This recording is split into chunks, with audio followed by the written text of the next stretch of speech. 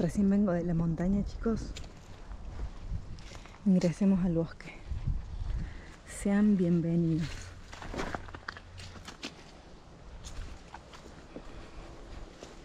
Encontré este camino que me facilitaba la llegada a esta parte en donde ya puedes empezar a subir a la montaña.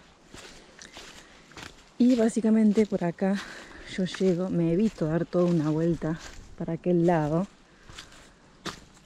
Y directamente ya acá salgo al lado, digamos, de lo que es la calle que va a mi casa. Salgo del otro lado, mi casa queda en el otro extremo. Así que me encanta porque yo me siento un ñomo. Me siento un ñomo acá en Noruega. Porque he andado. Ven, para allá hay otra parte que te lleva más a la calle y por acá vamos a casa.